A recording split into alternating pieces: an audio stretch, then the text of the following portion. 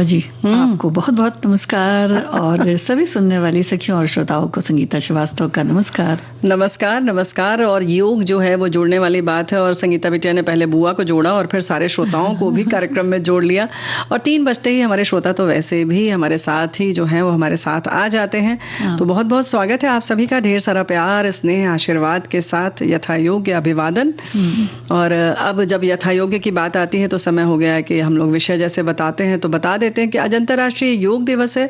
संयुक्त राष्ट्र सभा द्वारा 11 दिसंबर 2014 को मनाने का प्रस्ताव स्वीकार कर लिया गया था। तो आज हम मना रहे हैं, उसके संग संग आज विश्व संगीत दिवस भी है। जी जी। और सखी विशेष में आज बात करेंगे बुआ जी शांति देवी जी की। जी। और अंक विलास में आज का अब अंक आ गया है अंक 8। तो 8 अंक के बारे में बात करेंगे। अच्छा। और व्यंजन भी तो है। अच्छा, वो बताओगे? जी जी बिल्कुल बिल्कुल। हर बार बेचारा यही ठंडे बस्ते में चला जाता है। हाँ। लेकिन आज हम कोशिश करेंगे कि आपको कुछ बताया जाए, कुछ हम भी करेंगे, कुछ आप भी प्रयास करिए कि कुछ बता दीजिए। और संगीत और योग जो है लगभग हमारे सभी साथियों ने यही कहा कि भाई एक संग आया है और लगभग दोनों का उद्देश्य एक ही है जी, यूं कहा जाए। हालांकि योग जो होता है सिर्फ और सिर्फ अपने लिए होता है, हम खुद से जुड़ते हैं। और इस बार का थीम भी ऐसा ही है, स्वयं और समाज के लिए योग जी, है ना।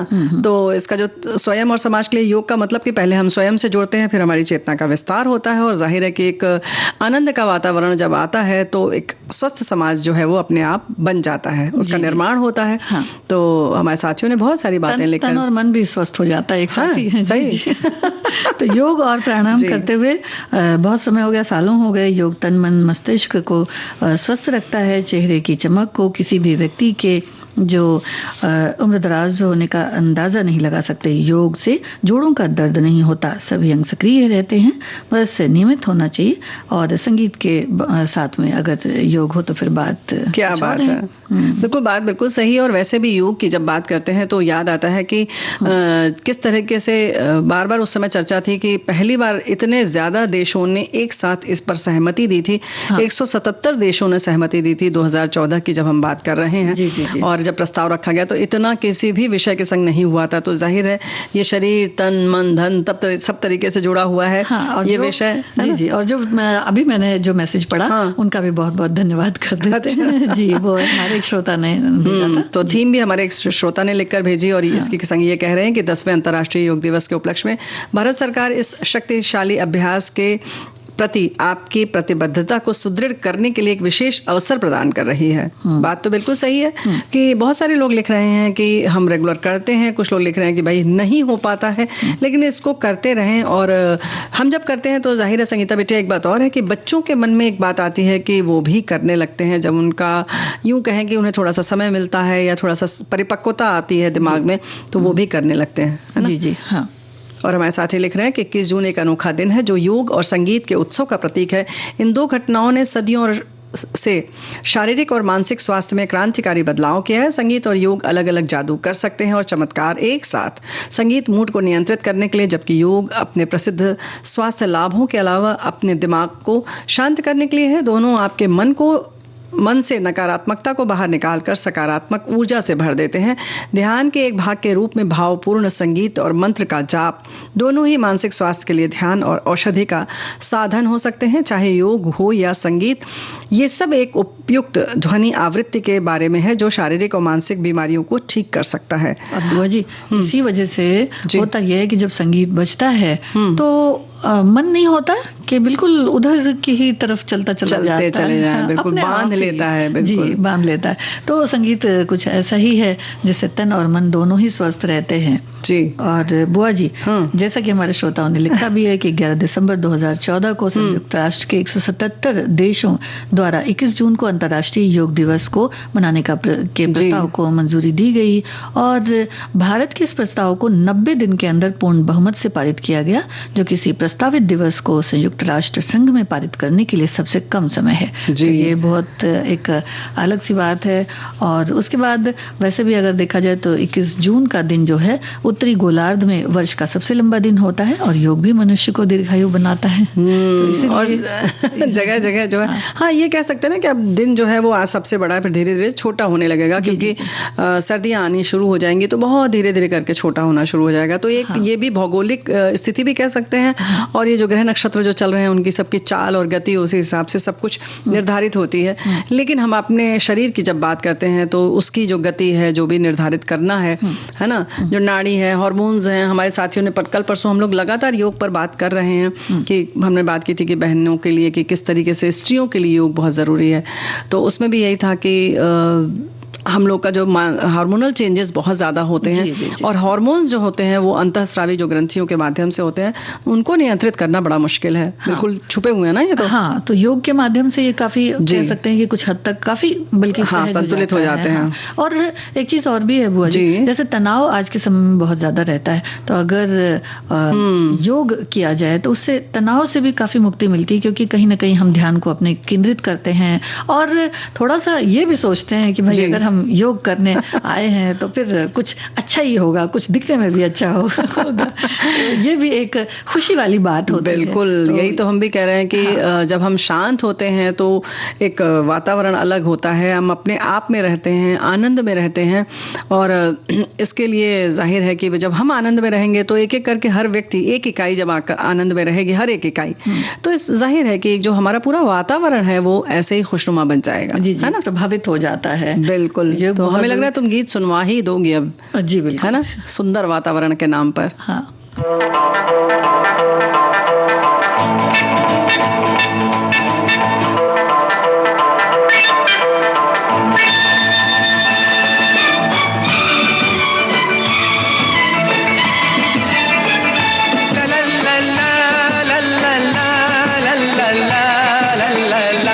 बड़े मियाँ दीवाने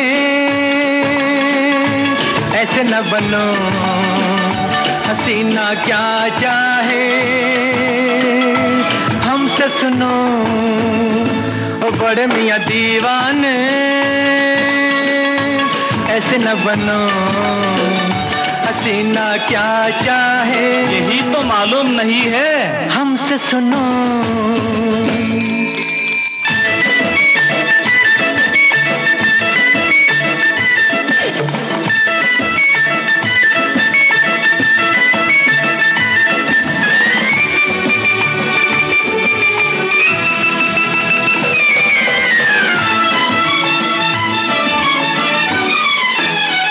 सबसे पहले सुनो मियाँ, करके वर्जिश बनो जवान।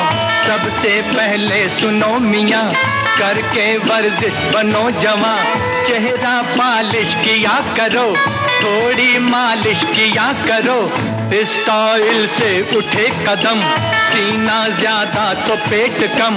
ऐ टिपला उजले बालों को रंग डालो, बन जाओ गुलबाम। बड़े मियाँ दीवाने ऐसे न बनो, हसीना क्या चाहे हमसे सुनो।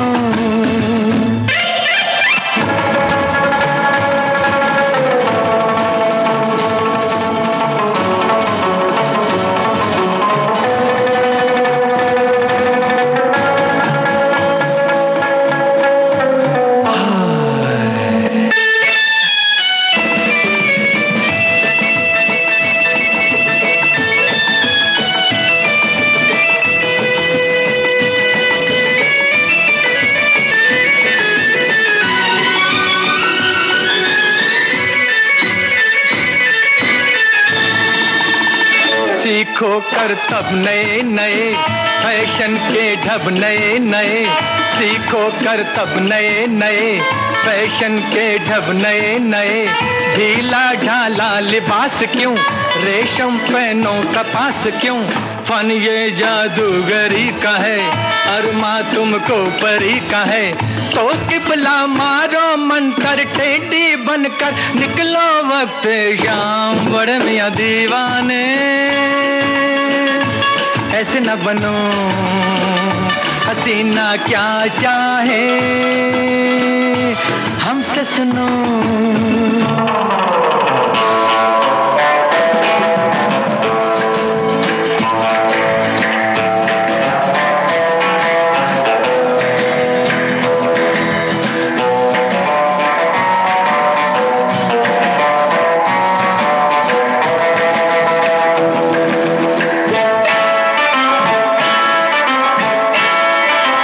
तन्हाई में अगर कहीं आ जाए वो नजर कहीं, तन्हाई में अगर कहीं आ जाए वो नजर कहीं, कहिए हाथों में हाथ डाल ऐ गुल चेहरा परी जमाल। मुद्दत से दिल उदास है, तेरे होंठों की प्यास है, ऐ दिल भर मेरे लब पर कब छलकेगा तेरे लब का जाम। बड़े मियां दीवाने ऐसे न बनो, हसीना क्या जाए हमसे सुनो। ओ बड़े मियां दीवाने ऐसे न बनो, हसीना क्या चाहे यही तो मालूम नहीं है हमसे सुनो।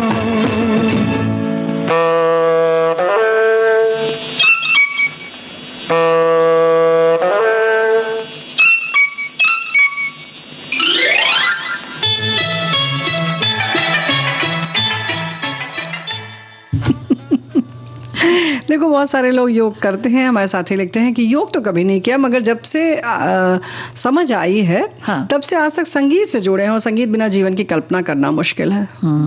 तो संगीत की बात तो वाकई बहुत मधुर है। अगर संगीत के बारे में बताऊं तो विविध भारती के मीठे मधुर भाव, प्रणय गीत, नए पुराने भूले बिसरे गीत, भजन, गजल, सभी की मिठास केवल विविध भारती पर मैंने सुना। जब से इन्होंने कुछ लिखा है कि बीमारी से पीड़ित हूँ, लकवा पैरालिसिस से पीड़ित हूँ, तो मेरे साथ विविध भारती से बहुत ऊर्जा, मन लगा रहता है, टेंशन नहीं, सभी भूल जाता हूँ, कुछ मेरे साथ घटा है।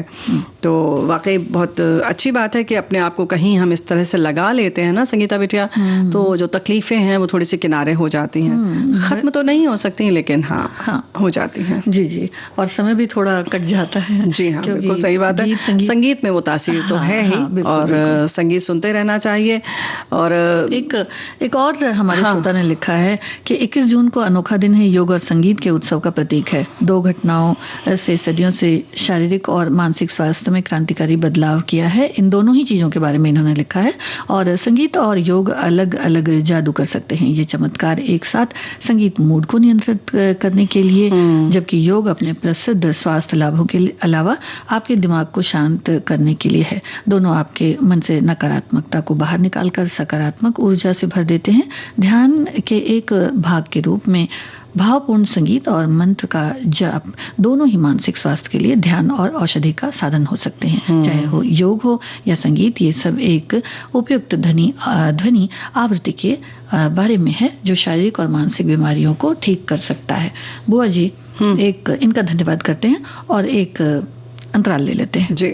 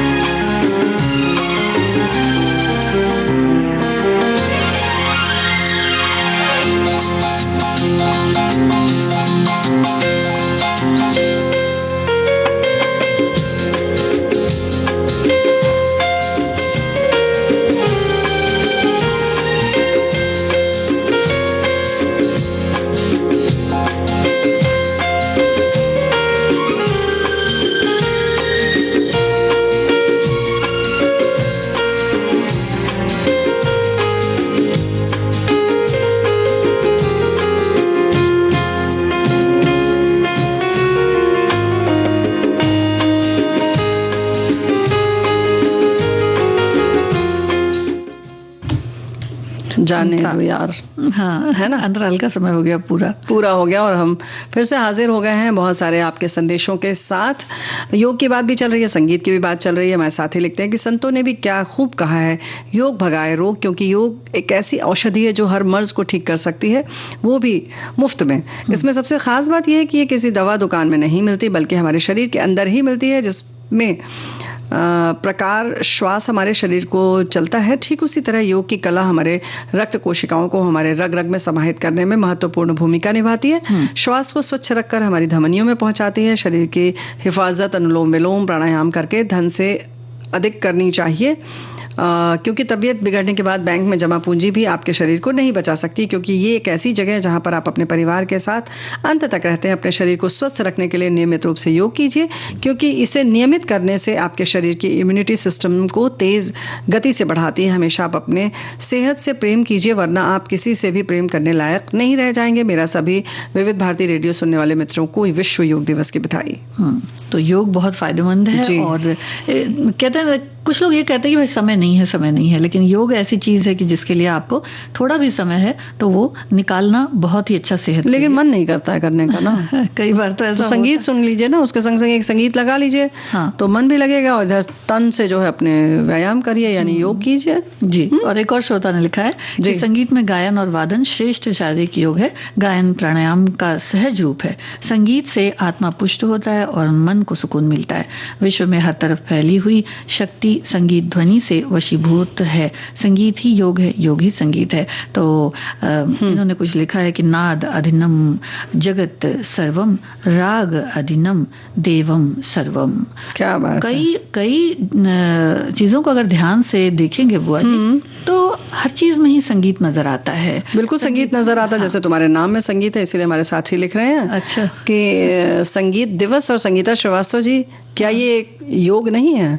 तो बड़ी अच्छी अच्छी प्यारी प्यारी बातें आप सब निकाल ही लेते हैं कार्यक्रम में। बहुत अच्छी बात है। अंतर्राष्ट्रीय योग दिवस और संगीत दिवस की शुभकामनाएं देते हैं, बधाई देते हैं एक बार फिर से। संगीत सुनते रहिए, और फिर हम बात क्या करेंगे अब? गीत सुनवा देते हैं। गीत सुनवाना है? हमें लगा तुम अष्ट पे आ गई। नहीं, गीत सुनवा देते हैं, क्योंकि बिल्कुल सही बात है।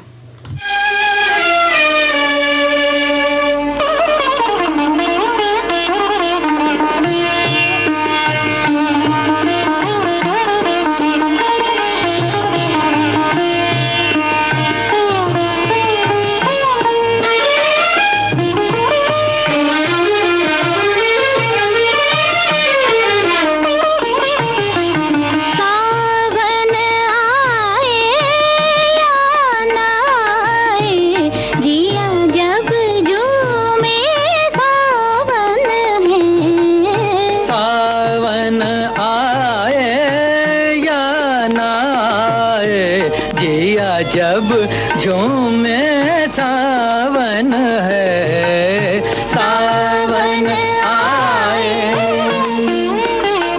तार मिले जब दिल से दिल के, वही समय मन भावन है, वही समय मन भावन भावन है, सावन आए।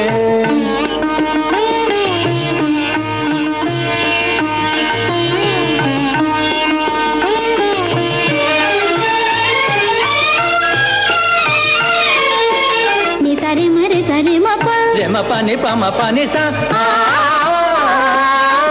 जब से पिया तू नैनों में आया, प्रेम के रंग में रच गई काया।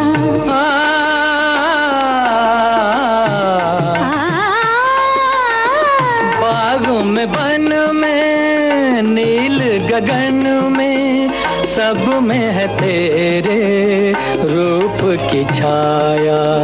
तू है मेरे संग तो हरदम, खुशी की आवन आवन है, खुशी की आवन आवन आवन है, सावन आए या ना आए, जिया जब झूमे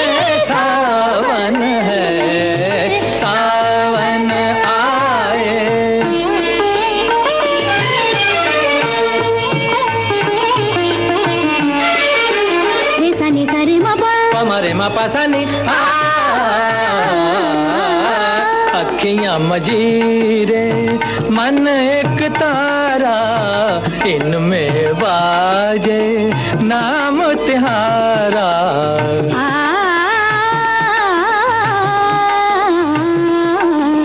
हंसते गाते जीवन बीते अंत न हो ये गीत हमारा मौसम आया सुख पावन का दुखों की जावन जावन है दुखों की जावन जावन जावन है सावन आए या ना आए दिया जब झूमे सावन है सावन आए।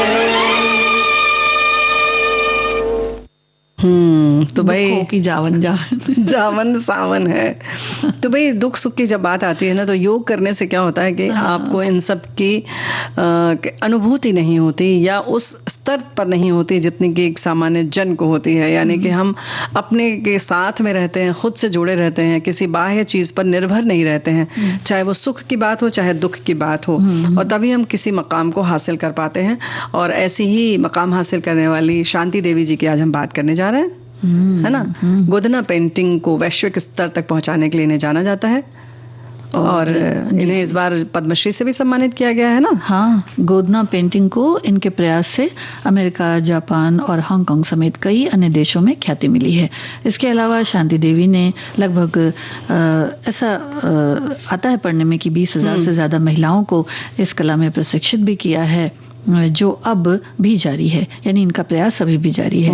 और पिछले साल जो G20 सम्मेलन हुआ था बुआ जी, तो इनकी कला को वहां भी प्रदर्शित किया गया था और सभी ने देखा और सराहा, मतलब देश और दुनिया के जो भी गणमान्य व्यक्ति आए थे उन लोग। 4 मार्च 1956 को बिहार में मधुबनी में शांति देवी का जन्म हुआ, और महज 4 साल की उम्र में ही इनके पिता का देहावसान हो गया। पढ़ाई लिखाई में रुचि थी, 15 साल की उम्र में उनका विवाह हो गया, और आगे चलकर उन्होंने कुछ समय तक एक स्कूल में बतौर शिक्षिका काम किया। लहरियागंज उनका ससुराल था, और यहीं से कुछ दूरी पर चितवारपुर जो है गांव भी मिथिला कला का केंद्र था, इसलिए चुनौतियां बहुत ज्यादा थी उनके लिए। 1960-70 में अन्य कलाकारों से प्रभावित होकर इन मतलब दंपति ने, यानी इनके पति भी हैं, जो गोदना पेंटिंग में इन्होंने बनाना शुरू किया, और गोदना कला के केंद्र में स्थापित जो वहाँ के उस वक्त के जो गणमान्य लोग थे, उनके साथ मिथिला पेंटिंग को पारंपरिक विषयों और उनके प्रतीकों को चित्रित किया, जिससे उनके बनाए चित्रों को व्यावसायिक सफलता मिली। और व्यावसायिक सफलता भी इस हद तक कि सोचो 22 रुपए में बिकने वाली जो पेंटिंग थी, तो जब शांति देवी द्वारा चित्रित हुई तो उसे ज्यादा पैसों में खरीदा गया, और जाहिर है कि इससे उनका उत्साहवर्धन भी हुआ, और धीरे धीरे इस गोदना कला में और सुधार किया गया और उसको परिष्कृत किया और सुंदर से सुंदर रूप देने में समर्थ रही। ये उनका श्रम था और एक उनकी लगन थी, है ना। जी जी, आगे चलकर उनकी कला को भारत के सभी प्रमुख कला केंद्रों और अंतर्राष्ट्रीय स्तर पर व्यापक रूप से प्रदर्शित किया गया, और फिर से कुछ देशों के नाम है, जैसे न्यूजीलैंड है, डेनमार्क है, जर्मनी, मलेशिया और भी कई जगहों पर ये इनकी कला को बहुत सराहा गया। पद्मश्री की तो हम बात कर चुके, लेकिन बिहार राज्य सरकार द्वारा भी इन्हें पुरस्कृत किया जा चुका है, और 1984 में शिल्प गुरु राष्ट्रीय पुरस्कार मिला। 2024 में पद्मश्री से सम्मानित किया गया, और इनके पति इस कला में दक्ष हैं, जिनका नाम शिवन है, और उन्हें भी शांति देवी के साथ ही 2024 में भारत सरकार की इस खूबसूरत कला को विश्व स्तरीय पहचान दिलाने के लिए पद्मश्री से सम्मानित किया गया। पछेना भी कहते हैं बुआ जी। अच्छा, हाँ, पछेना, अंकन जिसे कहते हैं ना, गोदना को गोदना कहते हैं, हाँ। गोदना गोदा गया कहते हैं ना, जैसे गोदना, पछेना जी, पछेना भी कहते हैं। हाँ, तो ये काफी तो अंकित ही तो करते हैं ना शरीर पर, इसीलिए उसको अंकन कहते हैं, और बाकी फिर जब दीवार और कहीं और वस्तु पर करते हैं तो उसे भी अंकन कहते हैं। जी जी, और इसका जो जुनून है, देखिए इतनी प्राचीन कला है, लेकिन उसके बाद भी इसका जुनून एकदम बरकरार रहता है, जैसे कि संगीत का होता है। हाँ।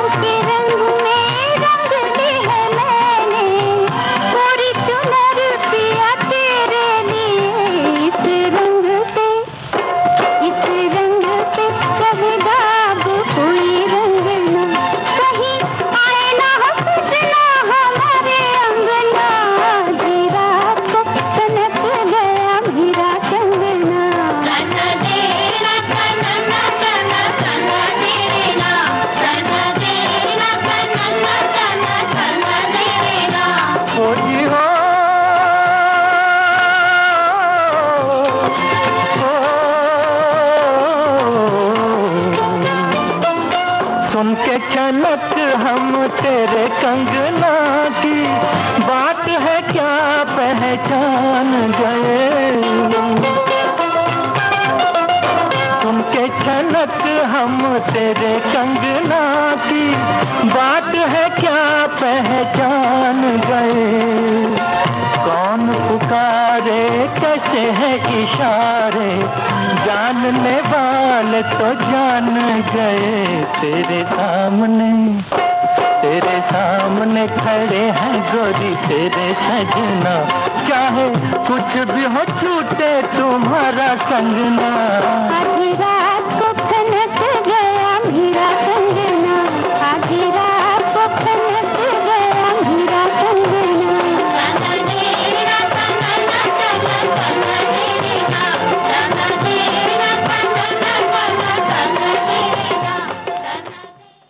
देखिए ऐसा ही तो सुरीला संगीत होता है ना जी। तो बिल्कुल खो जाते हैं, बिल्कुल खो जाते हैं। संगीत में तासीर ही ऐसी है। जी हाँ, बिल्कुल तासीर ऐसी ही है और बहुत सारी चीज़ों में ऐसी ही तासीर है। 8 अंक की बात हम लोग आज करने वाले हैं और हमारे बहुत सारे साथी सब चीज़ों की याद दिला रहे हैं हमें। सोलर सिस्टम में 8 ग्रह हैं। हाँ। और हमारे कार्यक्रम में आज कितने अंतराल हैं ये भी बता दो। अब है बस है।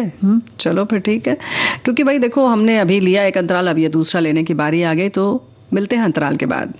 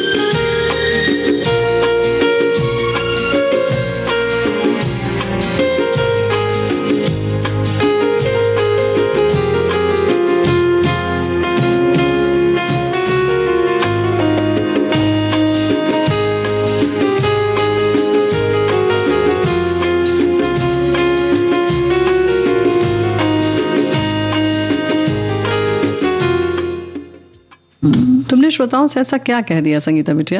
हमारे श्रोता कह रहे हैं कि कुछ उदास लग रही हैं संगीता जी। नहीं, हमारे श्रोता जो है वो बहुत बातें बहुत समझते हैं। बातें बहुत समझते हैं। अष्टक की बात आज हम कर रहे हैं, दुर्गाष्टमी हमारे साथी याद कर रहे हैं, जन्माष्टमी शुभ तिथि 8 आंसू रोना, 8 पहर रात्रि है। और प्रहर की बात आ रही है तो 8 पहर भी होते हैं ना। हमारे साथियों ने लिखकर भेजा है, बड़ी अच्छी सी जानकारी दी है। और ये है पहर आज 8 होते हैं, पूर्वाह्न, मध्याह्न, अपराह्न, सायकाल, प्रदोष और निशित और त्रियामा और उषा। तो ये 8 पहर जो हैं, 8 पहर वैसे देखा जाए तो कहते हैं कि साधु संतों की याद किया जाए, उनकी जो बातें हैं उनको याद किया जाए। और इसी संदर्भ में हमारे एक साथी ने लिखा है कि अष्टावक्र की बात की है, राजा जनक की सभा में जो आए थे और जो बहुत योग्य विद्वान थे, उन्होंने अपने माँ के गर्भ से ही सारी जानकारी हासिल कर ली थी, उन्हें सारा ज्ञान था। तो उनकी जब बात आती है तो आज एक और बड़ी खास तिथि है। वैसे तो ज्येष्ठ मास की पूर्णिमा है। हाँ। और आज है कबीर जयंती। हाँ। तो कबीरदास जी की जब बात आती है तो हमें लगता है कि जितनी हम लोग बातें करते हैं, हाँ। विचार विमर्श करते हैं, द्वंद्व करते हैं, एक दूसरे से कहीं ना कहीं द्वेष रखते हैं, तो वो कबीरदास में ठहर जाती हैं। ठहरो, रुको, ठहर भी जानी चाहिए, है ना। जी। चाहे वो नानक जी हों, चाहे कबीरदास जी हों, रैदास जी हों, हाँ। इन सब ने समाज को एकजुट होकर रहने के लिए और जो हमारी जो भी गलतियां हैं, अंधविश्वास हैं, उनको दूर भगाने की कोशिश की। जी। तो एक तरह से जैसे कहते हैं ना कि अपनी जो उनकी जो एक सोच थी उससे समाज को और लोगों को परिष्कृत करने का एक कार्य जो उन्होंने एक बीड़ा उठाया था, वो कहीं ना कहीं अपने में बहुत सफल रहा। और आज भी उनकी जो बातें हैं उनको हम लोग याद करते हैं। और कई बार ऐसा भी होता है बुआ जी कि बहुत सारी बातें ऐसी होती हैं कि जिन पर हम चलना भी चाहते हैं, अमल करना चाहते हैं। हाँ, लेकिन उन्होंने जितनी बातें की थी बहुत गूढ़ लेकिन बहुत फक्कड़ बोली उनकी कही गई और खिचड़ी बोली भी थी उनकी। हाँ। बिल्कुल बोलचाल की फक्कड़ी जो भाषा होती है ना, कि कुछ भी लिख लिया, कुछ भी बोल दिया, लेकिन ऐसी गहन बात को जो तीनों नाड़ियां हैं उनको वो समझना और बहुत अंदर तक पहुंचना, गहरे पानी पैठ जैसी बात उन्होंने कही। ऐसी बहुत सारी चीजें कही जिससे कि समाज का कल्याण हो सके। हालांकि इस तरीके के लोग जिस समय रहते हैं समाज में, उनको उस तरीके का सम्मान नहीं मिल पाता है। लोग उन्हें कहीं ना कहीं दीवाना सा समझते हैं, क्योंकि उन्हें तब तक वो बात समझ में ही नहीं आती कि वो क्या कह रहे हैं। तो उनकी सोच जो होती है बुआ जी, हम सबसे ऊपर होती है ना, बहुत आगे रहती है, मतलब सदियों आगे कह सकते हैं। जैसे उन्होंने कह दिया, जीवन में मरना भला, जो मरी जाने कोय, मरना पहले जो मरे, अजय अमर सो होए। तो मरने के पहले की जब बात करेंगे तो लोग यही तो कहेंगे ना कि भाई ये तो कुछ अलग ही बात कर रहे हैं, इनकी बात पर विश्वास मत करो। क्योंकि जिंदगी पहले देखेंगे, मरना तो उसके बाद देखेंगे। उन्होंने ये भी कह दिया कि साधु ये मुर्दे का गाँव, क्योंकि वो मानते हैं कि हम जब इस समय जिसको हम मानते हैं कि हम जागृत हैं, तो हम जागृत नहीं हैं, वो चेतना की बात करते हैं। तो इस तरीके की बात है। तो कबीर जो है वो हर समय प्रासंगिक रहे हैं। झकझोर कर लोगों को जगाते हैं कि भाई देखिए, झकझोर कर जगाते हैं, ये है सच्चाई जीवन की, और इसको अपने आप में कहीं ना कहीं आत्मसात करना चाहिए। अब कितना हम उन लोगों को समझ पाते हैं, उनको समझ पाते हैं, ये तो अब हम लोगों के ऊपर निर्भर बिल्कुल नहीं समझ पाते, लेकिन हाँ बहुत गूढ़ बातें हैं। एक हम भजन सुन सकते हैं निर्मल। जी, जी।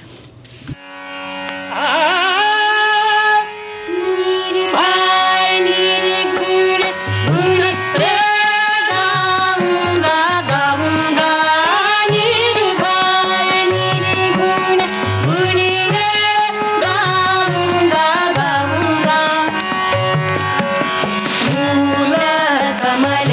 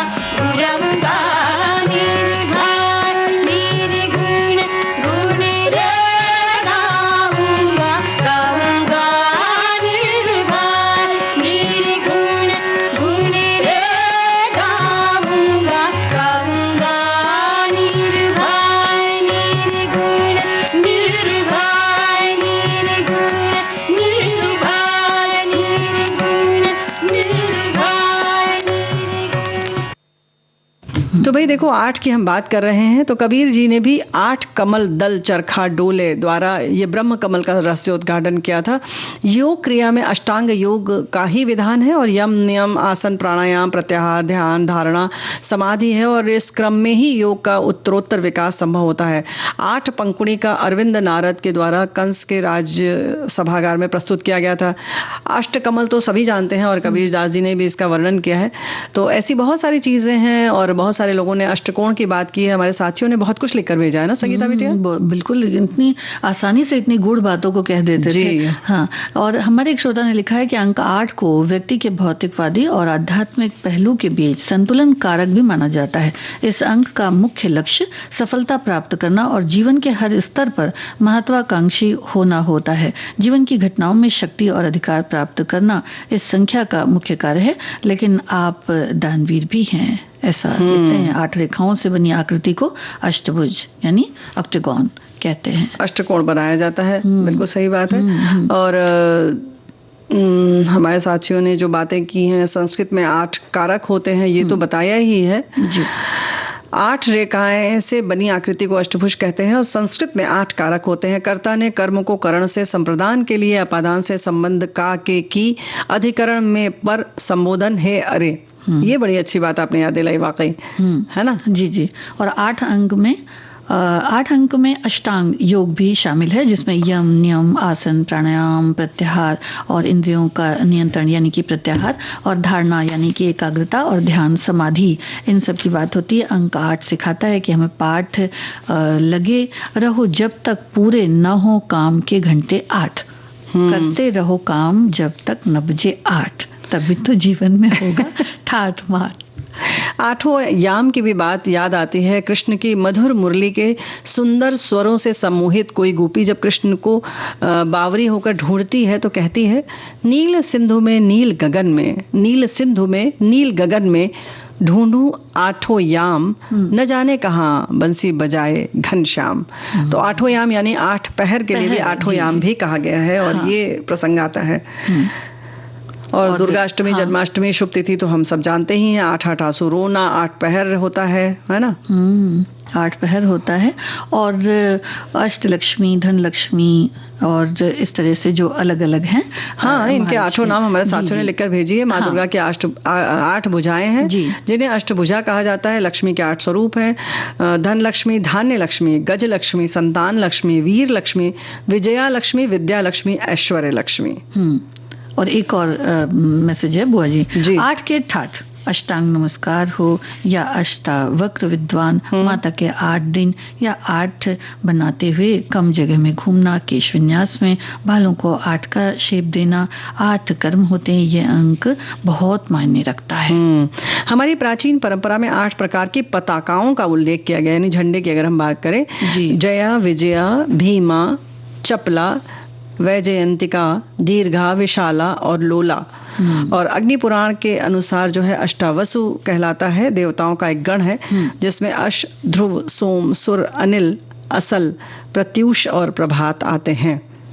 तो इस तरीके से बहुत सारी चीजें हैं जो 8 हैं। अष्टो गुणाम पुरुष दीपयंती, प्रज्ञा च कौल्यम च दमः श्रुतिम च पराक्रमश्चा बहुभाषिता च दानम यथाशक्ति कृतज्ञता च। तो सारी चीजें तो बुआ जी देखिए ये समाहित हैं, बिल्कुल हम सब के बीच हैं। और ये 8 गुण हैं इस श्लोक में वर्णित किए गए हैं। जी। और तमाम चीजें हैं जो 8 से हैं और 8 इतना ज्यादा जो प्रभावी है, हम कह सकते हैं अपनी जिंदगी में, अपने जीवन में।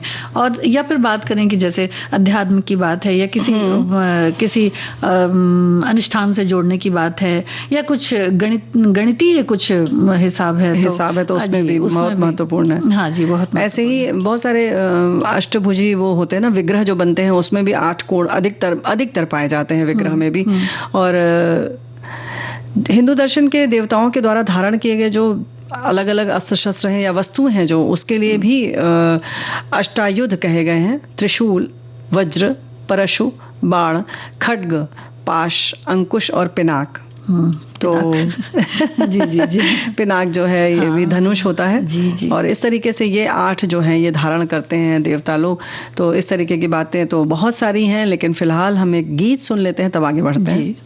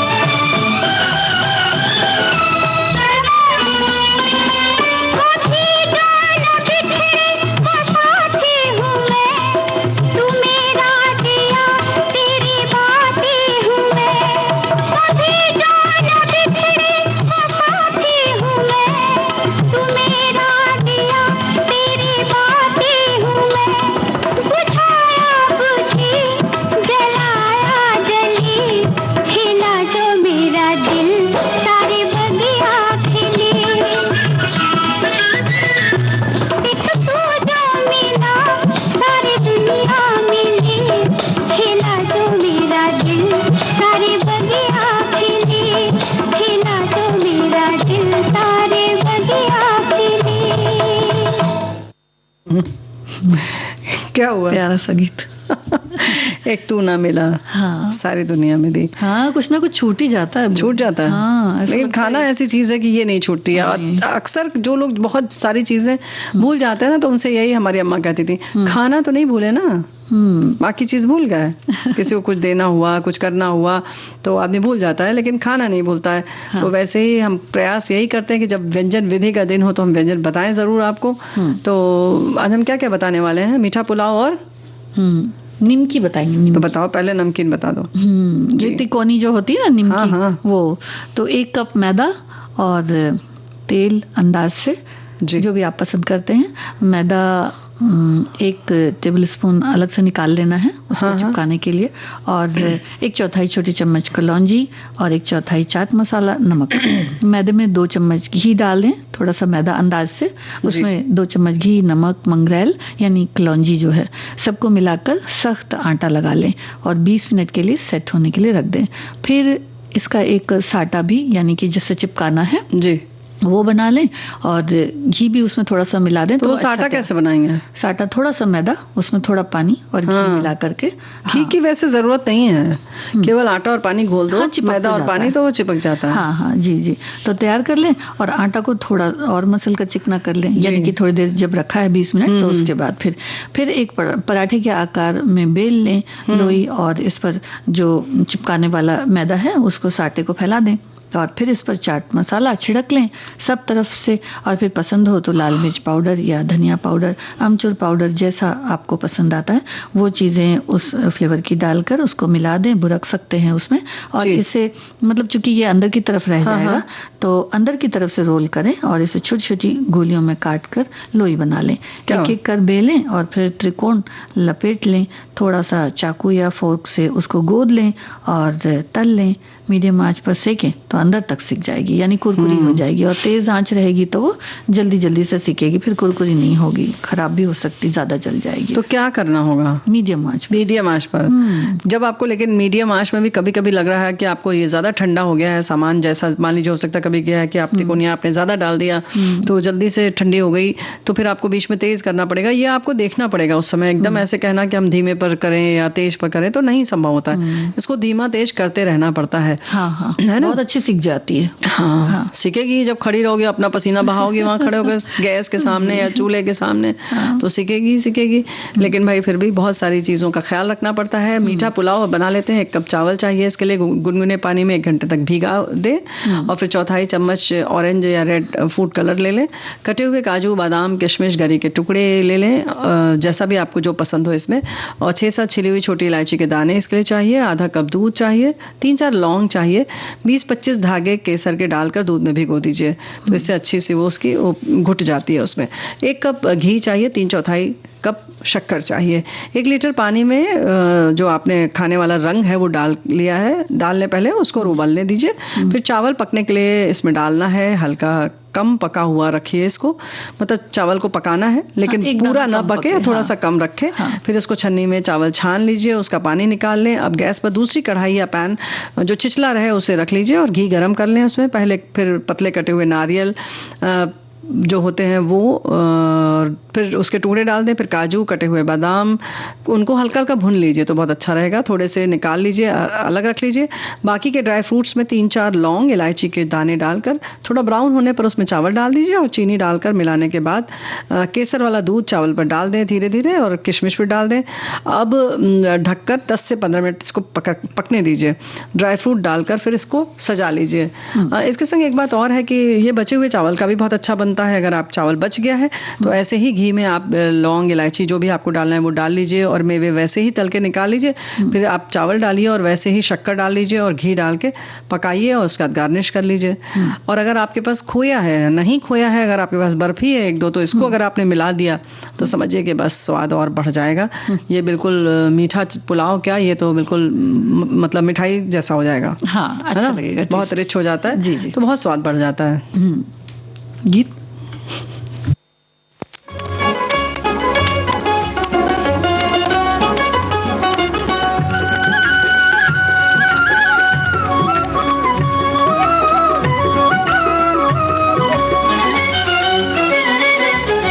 कारे कारे बादरा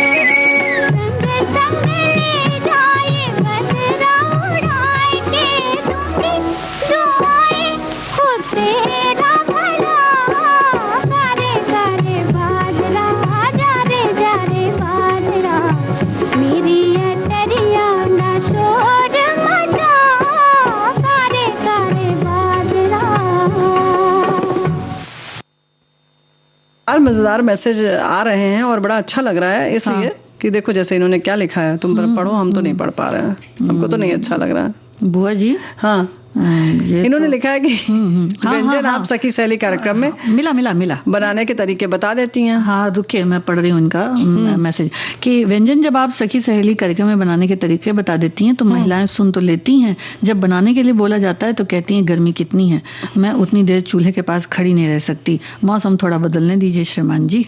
चलिए, कम से कम ये आश्वासन तो मिला कि मौसम बदलने दीजिए। लेकिन एक बात है, महिलाएं क्यों सुन लेती हैं? हमारे जो बंधु लोग सुनते हैं, भाई बंधु लोग, ये तो उनके लिए भी हमने तो कभी नहीं कहा कि सिर्फ बहनें ही ये व्यंजन बनाएंगी। तो कभी आप प्रयास करिए, पूरा खाना अगर घर में श्रीमती जी बना रही हैं तो श्रीमान जी अगर ये व्यंजन बना लें खास तौर से तो कितना अच्छा हो जाए। और फिर खड़े भी तो हो सकते हैं साथ में, साथ में खड़े हो। अच्छा हाँ, बना रही हो तो चलो बना। तब भी नहीं, हमारी बहनें नहीं खड़ी होंगी, क्यों खड़ी हो? देखो अब बारिश शुरू हो जाएगी, सावन का महीना आ गया, तरह तरह की पकौड़ियाँ तो बनाएंगी, भजिया बनाएंगी।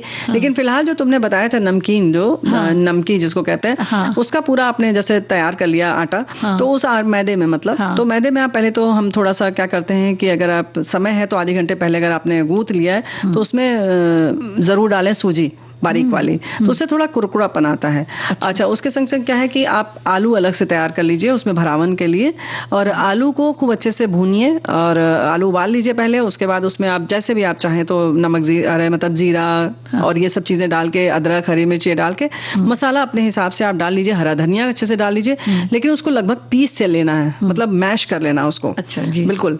और उसको जब कर लें, और ये जैसे गोल बेलने तक तुमने तो बताया था, वो प्रक्रिया वही रहेगी लगभग। और उसके बाद उसमें एक लेयर जो है, एक परत जो है इस आलू की फैला लीजिए। बहुत मोटी नहीं करनी है आपको, समझिए बहुत पतली करनी है ना, मतलब बहुत ही पतली होनी चाहिए, जितनी समझिए कि रोटी का आटा मतलब बेलते हैं बस उतना ही होना चाहिए, थोड़ा सा उससे ज्यादा होगा बस। और उसके बाद उसको रोल कर लीजिए, यानी गोल गोल बेलन जैसा उसको बना लीजिए, जैसे रोल करते हैं ना चीजों को, तो वैसे अंदर आलू अंदर रहेगा, मैदा बाहर रहेगा, और उसको रोल कर लीजिए।